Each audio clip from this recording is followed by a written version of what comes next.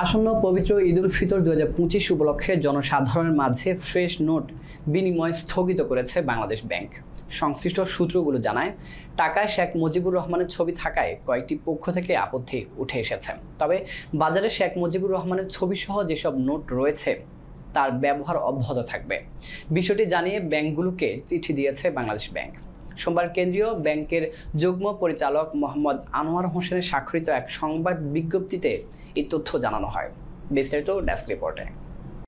বিজ্ঞপ্তিতে বাংলাদেশ ব্যাংক জানিয়েছে, উপর্যুক্ত বিষয়ে আপনাদের দৃষ্টি আকর্ষণপূর্বক জানানো যাচ্ছে যে আসন্ন পবিত্র ঈদ উল ফিতর 2025 উপলক্ষে জনসাধারণের মাঝে ফ্রেশ নোট বা নতুন নোট বিনিময় কার্যক্রম বন্ধ রাখা।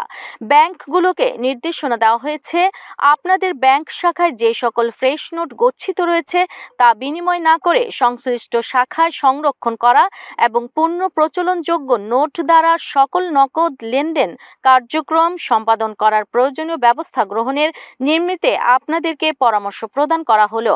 বাংলাদেশ ব্যাংকের মুখপাত্র ও নির্বাহী পরিচালক আরিফ হোসেন খান বলেন, বাংলাদেশ ব্যাংক নতুন টাকার নোট দেওয়া ঘোষণা দিয়েছিল, তবে সেই সিদ্ধান্ত থেকে সরে এসেছে। ঈদ উপলক্ষে নতুন নোট দেওয়া হবে না।